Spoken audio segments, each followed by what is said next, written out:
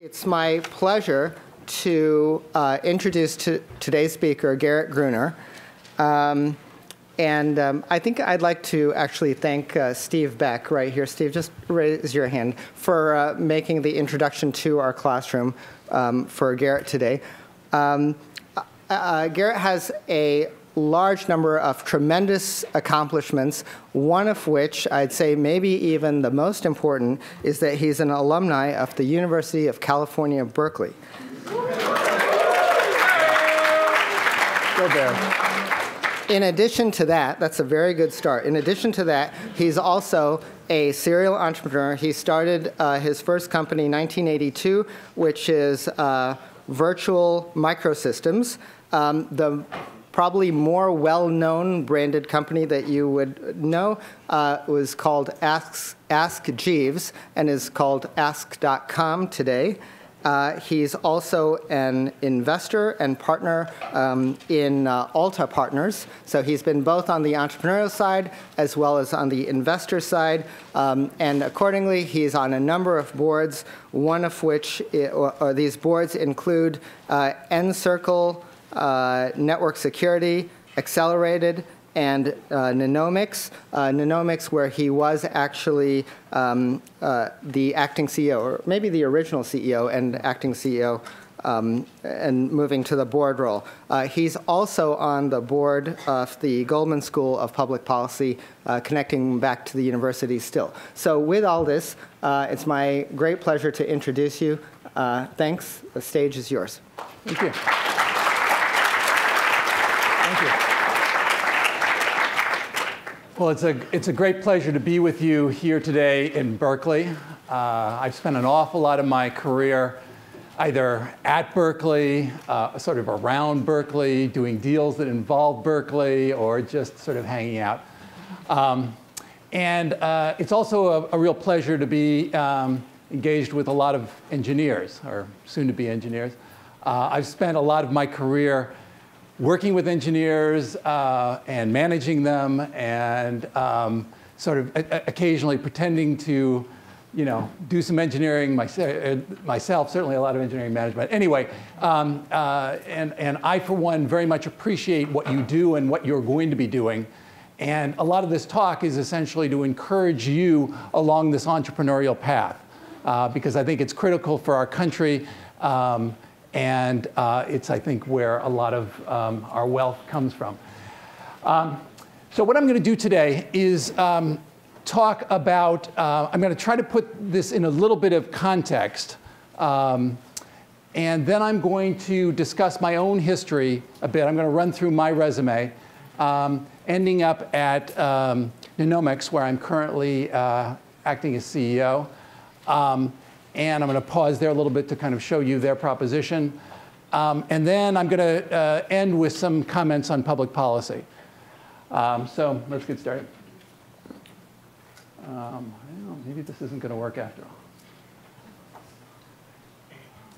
So I want to start with something that I'm sure you've seen many, many times, which is a picture of Moore's Law. And this picture, which begins in 1971, which is a little before, I graduated from Berkeley in 1977, shows the projection through today. So it's 40 years of Moore's Law, or to follow the scale there, about a million X improvement in terms of the density of transistors, which is how it's usually expressed. But I like to think of it in a slightly different way, which is this is the picture in our time, to some degree, of the expansion of the space, the technical space, that entrepreneurs work in. That this million-fold improvement has created a vast array of opportunities. If you read Brian Arthur, he talks about technology development as basically a sort of combinatorial evolutionary process in which sort of technology kind of develops itself. But actually, we know that isn't the case. Technology is developed by engineers, and it's made relevant by entrepreneurs. And so it's the exploration of that space which is critical, and the key element of it is entrepreneurship. Oops. Let's try that again. This is the original paper that Gordon Moore had on Moore's Law. And I just want to draw your attention to the things he suggested as applications. So we always focus on the numbers and on the sort of regularity of it. But actually, I think this is a much more interesting and better call.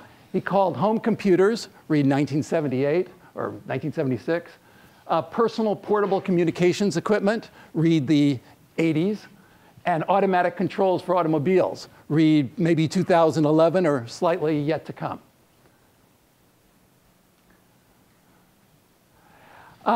There's another way to think about it, which is how this has changed the economics of what people do.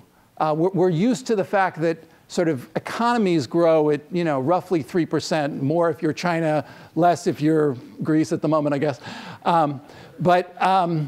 The long-term expansion of economies, you roughly think of in that sense, but actually that isn't quite right either. What's really happening is an enormous expansion in capabilities and an accounting effort to sort of keep track of it. So let me just ask you a question here. Think for a moment, how long do you think it takes the average person, do they have to work in order to buy an hour of reading light? And it's an interesting question because it combines the current economics, what average people today make, and then I'd like you to think about the same question in 1800. So now you have both a historical economics question and an historical technical question. Well, I'll just run a little clip here which answers it. But think about what your answer might be for this. Whoops. Oh, well, it looks like we don't have reading lights audio. if you're on the average wage in Britain today, and the answer is about half a second. Back in 1950, you would have had to work for 8 seconds on the average wage to acquire that much light, and that's 7.5 seconds of prosperity that you've gained since 1950, as it were, because that's 7.5 seconds in which you can do something else or you can acquire another good or service. And back in 1880, it would have been 15 minutes to earn that amount of light on the average wage. Back in 1800, you'd have had to work 6 hours to earn a candle that could burn for an hour. In other words, the average person on the average wage could not afford a candle. Yeah, what he was ending there was the average person couldn't afford a candle in 1800. And that's not a small thing, because what that allowed people to do was to work in the night, to learn in the night, and to grow their wealth and to grow their capabilities and to provide for their children and so on and so forth. So it's this exploration of this technical space which leads to these compounded increases in wealth. And that's what I think entrepreneurship is fundamentally about. And it's very timely today. You folks maybe are, I don't know, you may be living this or you may be thinking about living it. But as we're all aware, things are difficult out there. This is a graph from Laura Tyson here at UC Berkeley. And it shows where we are in terms of jobs vis-a-vis where we were prior to the financial crisis. And the straight lines are, respectively, how long it will take us to get just back to where we were if you take the best year. So the blue line is the best year in the 2000s. So take the rate of growth of jobs in the best year in the 2000s. In fact, I think it's the best month in the 2000s. It's going to take us until sometime in 2024 to get back to where we were. If you take the best, the green line is the best month in the 1990s, and so on and so forth. My point here is that entrepreneurship is not only important, it's critical today in terms of the US economy and the economies in general recovering. Oops.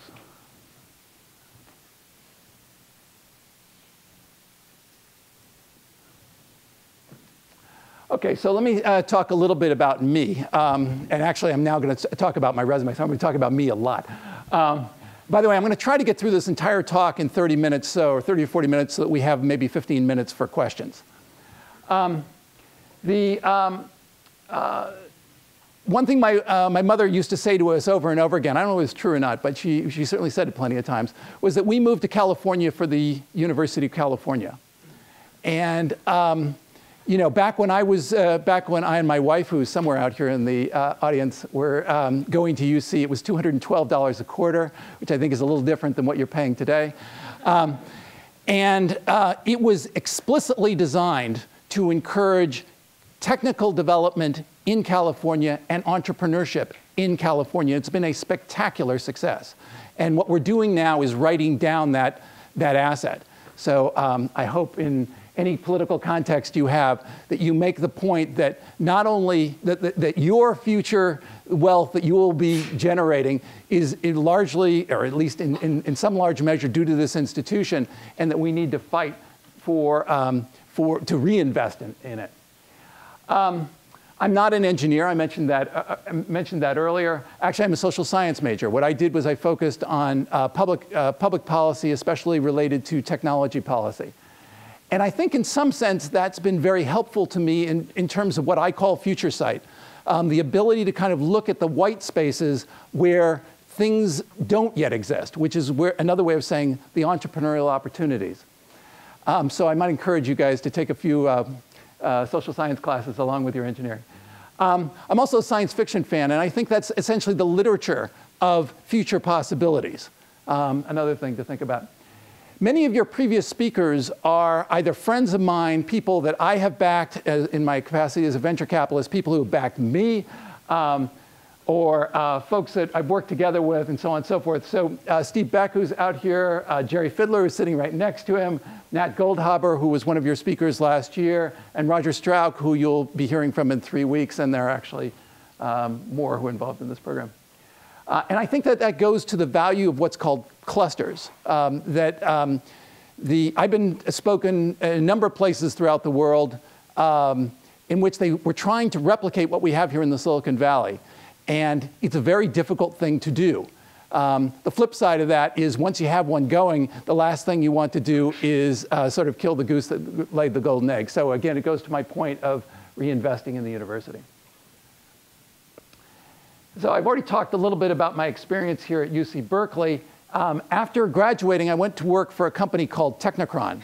Technicron, I think, no longer exists, but it was located a half a block off of Oxford here in Berkeley. And the chairman cited it a half a block from Berkeley, so he claimed, because Berkeley was the most technically advanced university in the country with the least economic exploitation. And so he put it as close to the campus as he possibly could. And what they did was actually kind of interesting. This was a 70s era company, and they had essentially an alternate approach to venture capital because essentially there wasn't very much venture capital at that time.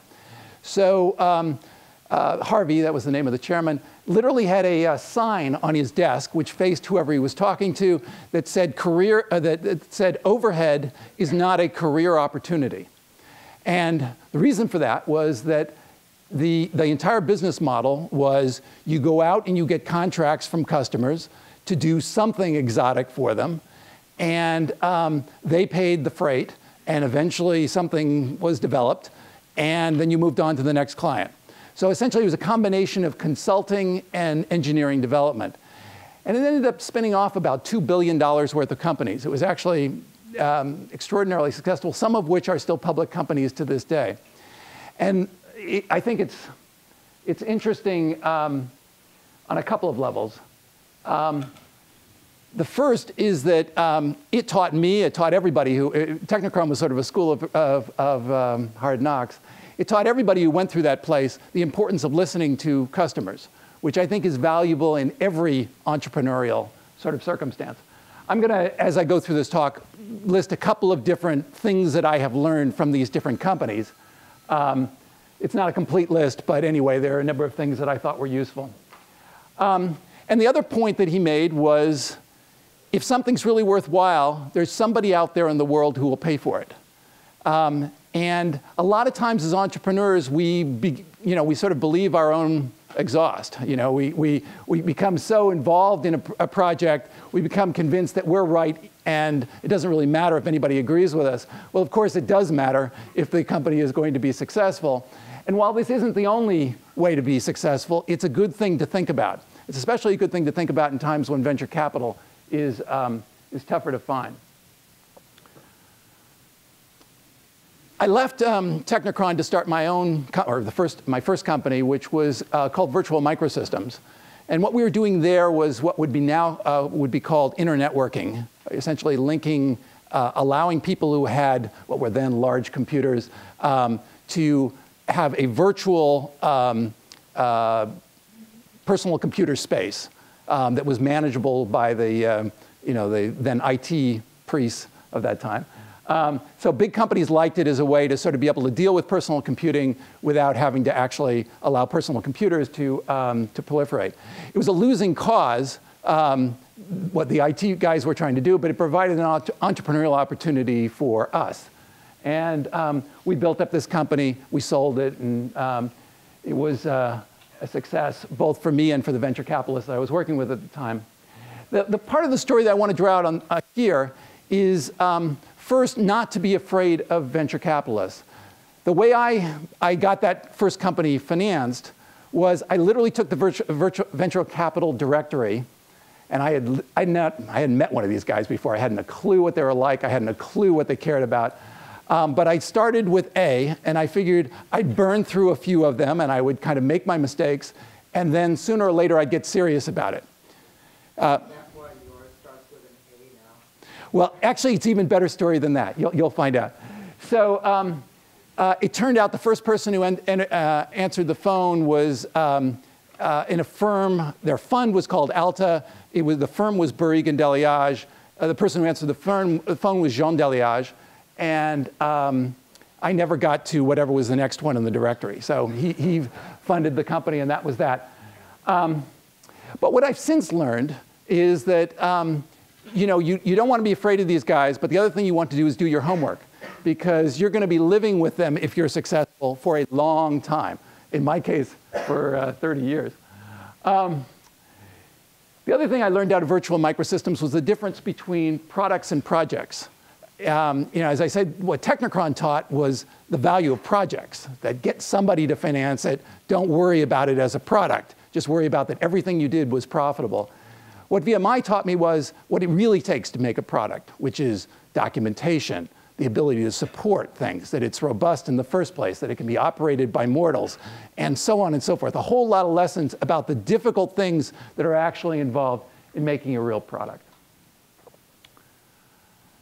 Okay, the next, after Virtual Microsystems was sold, I spent some time doing consulting, which is a euphemism for not knowing what you want to do next.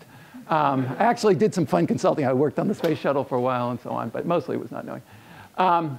But then I began work on a project which became Ask Jeeves, and which is now called Ask.com.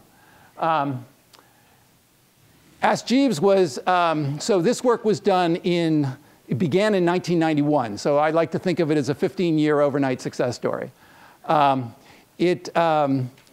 When we began the work, it was, there literally wasn't yet a commercial internet. So Mosaic hadn't happened, the web hadn't happened. But there was certainly computer internetworking. And there were a lot of what we called BBSs at the time. And those things were connected up, and there were more of them by the day. And my theory was this was the beginning of the emergence of the national net. And I mentioned earlier, to me, the importance of science fiction. I had seen the national net many times in science fiction. Nobody had yet seen it in reality, although I actually saw the ARPANET back in 73, I guess, when I was at UCSD. What was clear to me was that this national net, whatever form it ended up taking, was going to be a critical nexus of much of the economic activity in this country or in this world. So that was point one. Point two was that people were going to need to find things. And the point three was that they were going to want it to be easy to find things. And so the idea of Jeeves was to combine search, what we thought of as vectors to specific things, types of information that they were more likely to want than other things, and a natural language interface, because the thinking was, and I think, well, I'm not sure this turned out to be true or not, but anyway, that search, as it was done at that time, was just too complicated, and mortals weren't going to want to do it. The Butler image then came from the the fact that we wanted to make it as friendly as possible for people. We started off with the possible name of concierge, and we decided most people didn't know what a concierge was, so we went with the butler, and then the butler that most people knew was Jeeves, and hence Ask Jeeves. My partner, David Worth, I did the initial sort of demo of it, and then my partner, David Worthen, picked it up and actually turned it into a real system, and it went live sometime in the mid-90s. In 1999, the company went public, and my wife, again, who was here, was the general counsel. That was, at the time, the third largest run-up of any internet IPO, or maybe any IPO in history. It was originally priced at 14. The first trade was at 60. It eventually went to 195. It then went down to 75 cents. It rattled along at 75 cents for a while, and we eventually sold the company for about $2 billion. It probably defined the ups and downs of that period, the total craziness of the internet era, and I can tell you more about that if you want to know. But anyway, it was fun. It was certainly fun, and I think I'm very proud of the fact that even to this day, Ask.com is, I think, the fourth largest search engine in the United States. So a few things that I learned from that. First of all, choose a quality problem. The way I like to think about it is that search is the function provided by the Oracle. And people have been going to the Oracle for a long, long time. And they're going to continue to do that. And so there was no question that Ask, or search in general, was something that was going to be a very important piece of real estate. And doing it right could be a very good thing. The other thing is the importance of marketing. I don't think there's been a single large success in the internet space that has gotten there initially from marketing. Almost all have actually grown virally. And that has, I think, largely to do with the expense of doing marketing to such a vast public. But once you've gotten some traction, doing marketing well can make an extraordinary difference. And it certainly did in the Ask, for Ask. But you've got to then deliver on the brand promise. And I think the reason why it's fourth rather than first is because in the end, we bought a variety of companies to add to our technology, but we didn't buy the right one. And in the end, technology really matters. It isn't the only thing that matters, but it certainly matters a lot. So while I was, as I was doing the initial work on Ask Jeeves, I was solicited by Jean Deliage to join then Berkeley Deliage, the venture capital firm which had financed Virtual Microsystems as a partner. I told them, well, that sounds great, and it's something I would like to do, but I'm working on this little project on the side. You can invest in it if you want, but I'm going to continue to do it. So they never, alas, invested. Ask Jeeves went on its trajectory, and I joined Berkeley as a venture capitalist as my day job. I'd like to pause for just a second and remember my partner, Jean, passed away this year. He was my friend, and he was my partner, and he was my mentor, and he affected so many different elements of my life. And he was also a lion in the world of venture capital. He literally wrote the only check for Chiron and wrote the initial check for Genentech, along with an incredible raft of life science companies, including Plexicon here in Berkeley, which we just sold this year for about $1 billion, which has come up with an extraordinary treatment for melanoma. Anyway, Jean was one of the great guys in venture capital. So a few things that I've learned out of the Alta experience, and I've literally been involved in probably 20 different companies. There are a lot of lessons. And Alta now has, I think, 145 different life science companies that we're involved in. So there are many stories there. But if Jean were here, he would insist that I have this as the first bullet, which is that in the end, venture capital is all about teams, and specifically all about CEOs. If you get that choice right, everything else gets a lot easier. And if you get it wrong, is usually really sort of a series of unfortunate events. What I've learned now, being on the board of many of these companies, is that this style of entrepreneurial management, especially from the board level, is mostly about enforcing schedule and secondarily about enforcing budget. That there's only very few things on the board that you can really know. I'm always impressed by how little actually board members know about what's going on inside the companies. So you got to focus on a few key dashboard elements. And then finally, you've heard over and over again probably that the venture capital formula is that you're going to invest in 10 companies, 5 or 6 of them are going to go out of business, 3 are going to be singles or doubles, and 1 of them is hopefully going to be a real success. And then people proceed to only talk about the success. But what that means is that 5 or 6 of them, things that you care very deeply about and that the entrepreneurs care very deeply about, are going to fail. And that's both hard as a venture capitalist, it's certainly hard as an entrepreneur, but it's an important, what you have to realize is it's an important part of the evolutionary process. It's an important part of why this makes sense and why it makes sense to invest in entrepreneurs who've been through that process of failure in the past. And I think that's something that's unique in American venture capital sort of culture. Okay, these days I'm primarily investing on my own. So I continue to be a managing partner at Alta, but all the new things that I'm doing on my own. And here's a list of a few of them. I'm not going to go through these in any great detail. You heard from Jerry Fiddler about Solazyme, and probably from Roger you'll hear even more. StubHub, I hope you're a user of, but it's now sold. But I'm going to talk about Nanomix, which I am currently CEO of. So the corporate history of Nanomix is interesting. It was founded by, invested in initially by Alta. It's a spin out of UC Berkeley. It was founded as a nanotechnology company. And over the 10 years of its existence, we've now focused it on point-of-care diagnostics. The reason for that, and I'm going to do a little bit now of the sort of spiel for Nanomix, is that what we've built are exquisitely sensitive sensors based upon carbon nanotubes. And what we found was the best use of that is in what people call point-of-care diagnostics, which is essentially doing blood tests for specific conditions right next to the patient. Today, if I had a heart attack right now, they take me off to Alta Bates, and the first thing they do is a test of my blood. They'd send the blood sample down to the basement, and down there's a multi-$100,000 machine that does a good job of finding out whether certain specific proteins are now in my blood that indicates that I'm having a heart attack.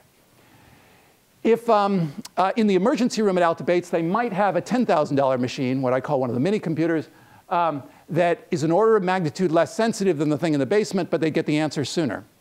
What we're building is essentially the smartphone or PC of diagnostics, where you'd get the same level of sensitivity as you have in the device that's down in the basement, but you'd get it for 2 orders of magnitude less cost. So instead of hundreds of thousands of dollars, $1,000 or something of that sort. And you pick up the ability to get it much faster, 10 minutes as opposed to an hour. And you pick up the benefit of portability. So those are our 3 key benefits. This is what our cartridge looks like. The carbon nanotubes are in that. The whole thing is designed to be just a couple of bucks, and you put the blood sample into it, and then you throw it away.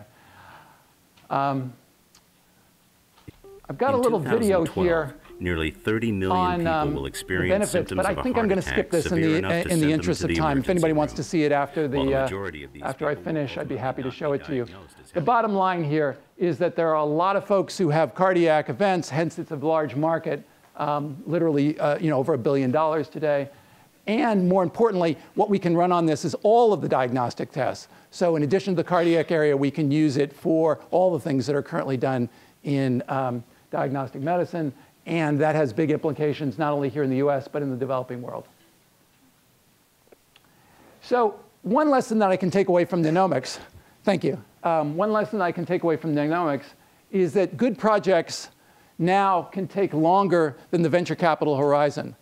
Venture capitalists work on a 10-year clock. We got to give the money back to the guys who gave it to us, in theory, 10 years after they give it to us. If projects take longer than 10 years, guess what? You've got an issue.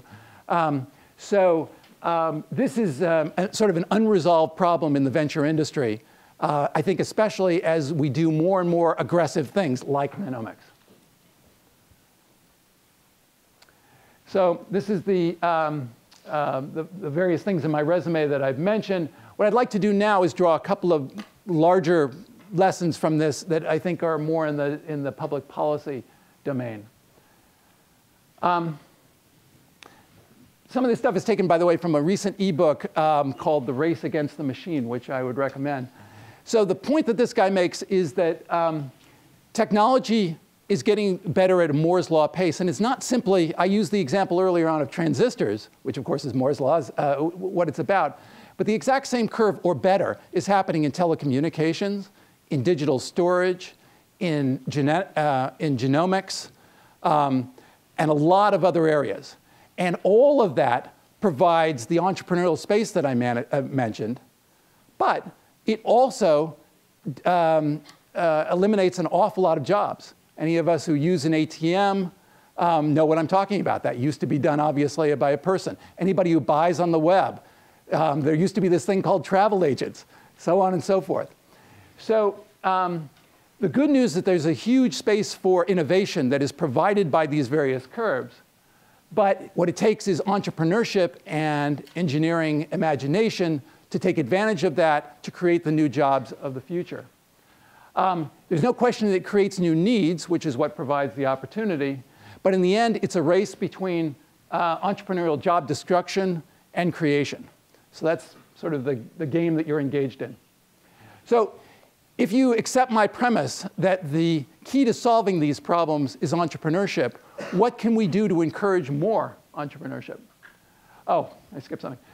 By the way, this phenomena of the expansion in Moore's law, of course, doesn't just affect us. It's affecting everybody. And while we think about the number of jobs that are moving to China in the manufacturing segment, in China, they're now beginning to adopt advanced robotics, as we will. And so it's not simply a matter of worrying about one country versus another. All of these countries will be affected by the curves that I'm talking about and the resulting both opportunities and stresses. So what can we do to encourage more entrepreneurship? Well, frankly, you're part of it right here. This is the kind of program which I think does a good job of creating the sort of folks who should be out there creating new companies and new technologies. We certainly need to invest in education in general, and in particular in science, technology, engineering, and math. We need to retain and attract folks who are trained here in the United States, but who are born somewhere else. The numbers over and over again at Berkeley, Deluage, and Alta Partners were that 30% of the people we backed came from somewhere else.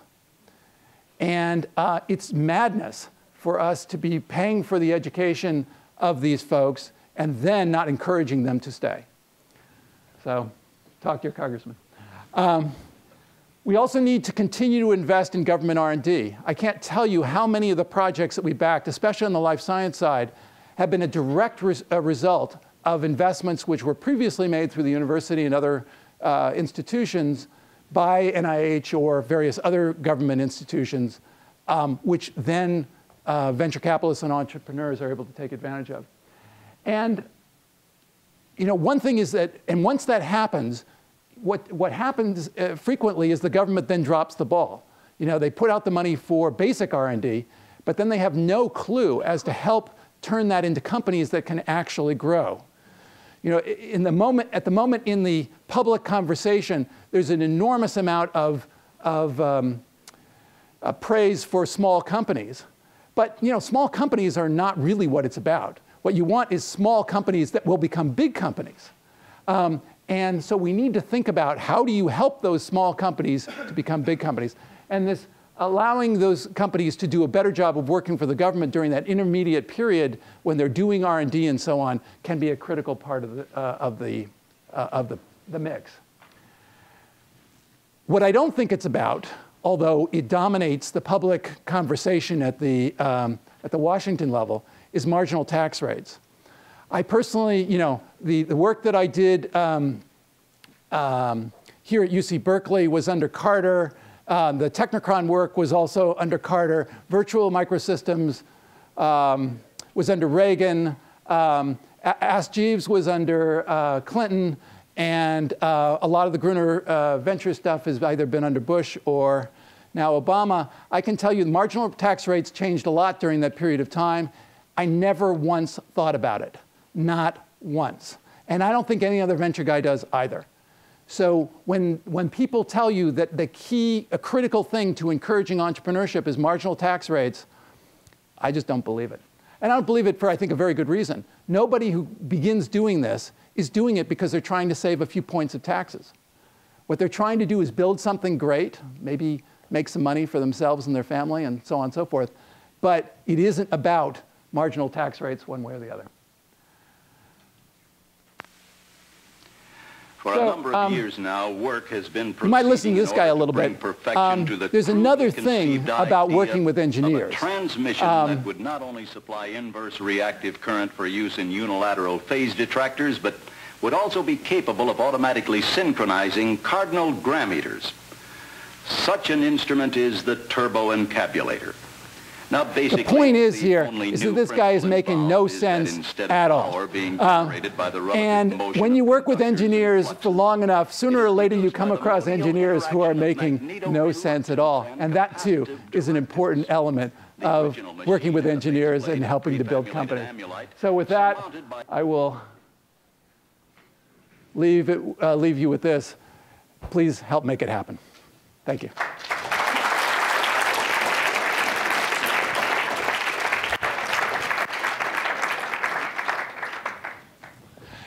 And now, if anyone has any questions, I've got, what, another 5 minutes or so? Yeah, absolutely.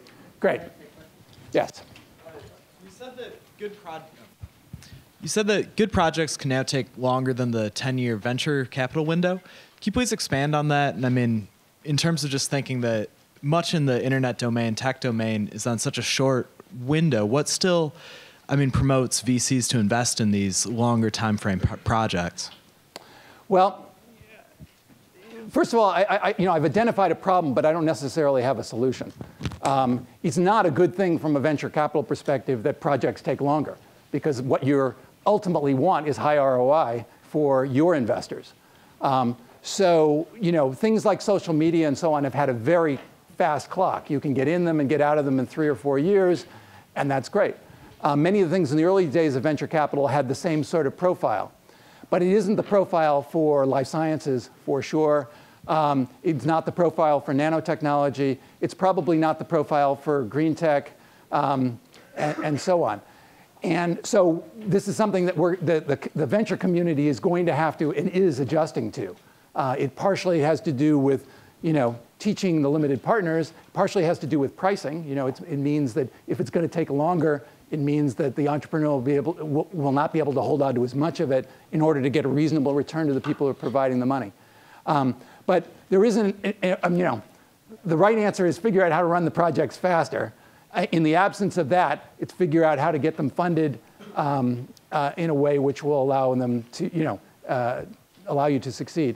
I will add one important point to this, which is that in the old days, if you will, the answer to this was that companies went public before they had revenues.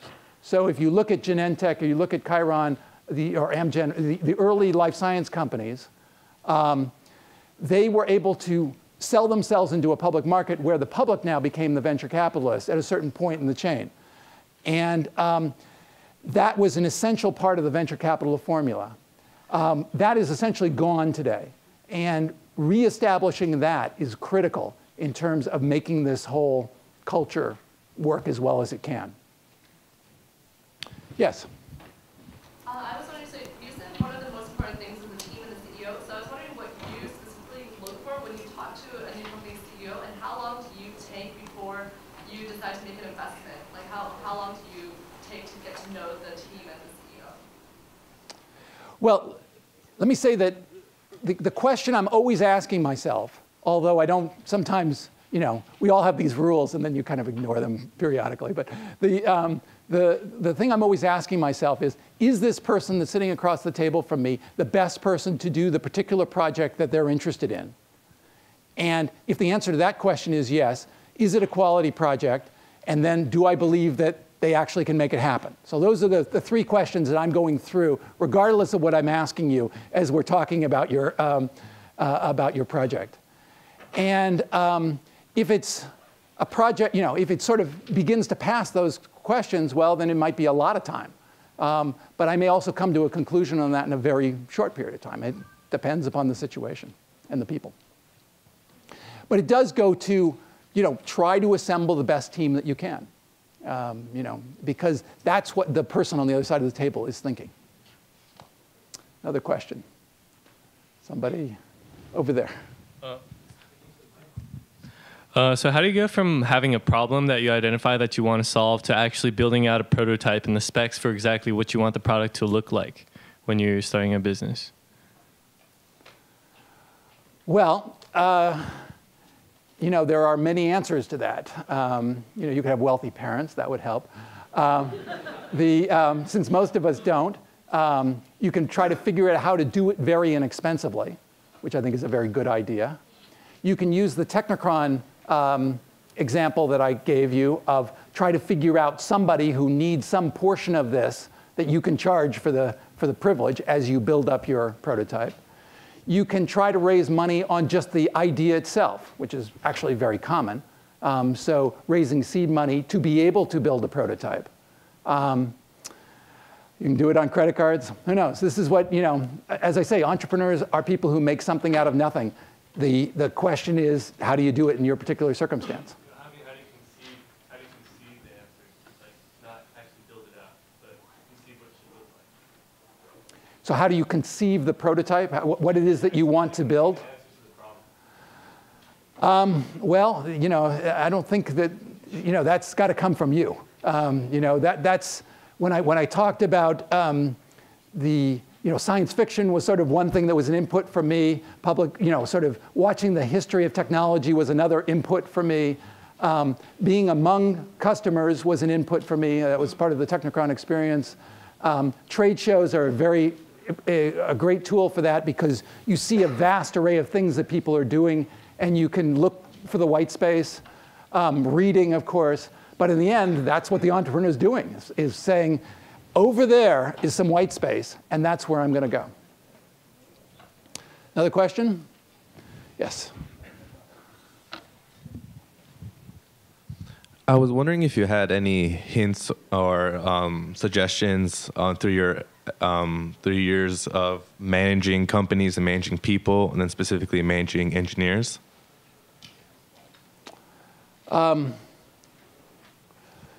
Well, a few things. You know, it's an interesting breed. You know, there are times when, you know, there are folks that there are some folks that are difficult to work with and some that are super easy. I tend to try to find the ones who are super easy. But,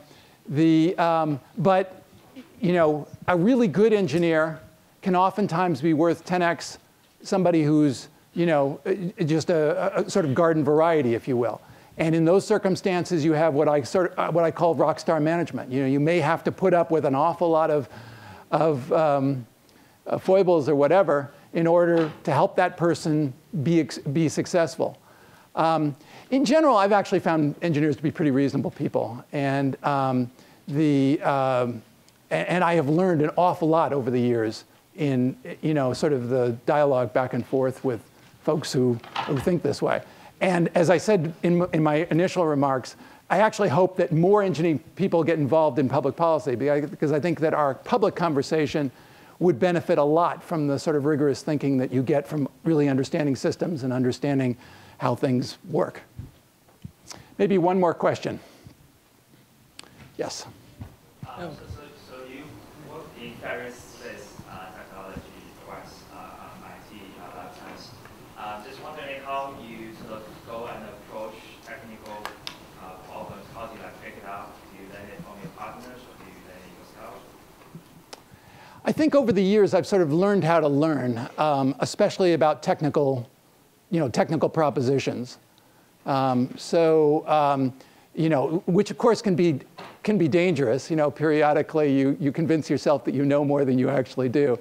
But it's a skill to figure out what are the things that, you have to begin knowing that you're never going to actually understand the details of what is being proposed.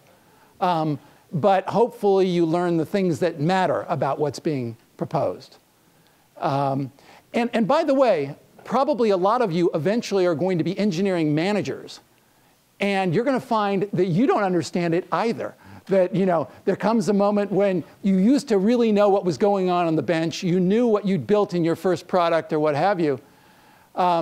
But now you're in the management level, and you're finding that you've got to make decisions about the difference that makes a difference, or the key factors, or what have you, rather than actually understanding those lines of code, or how that board is laid out, or whatever the details turn out to be. So it's a process of learning how to learn. Thank you all very much.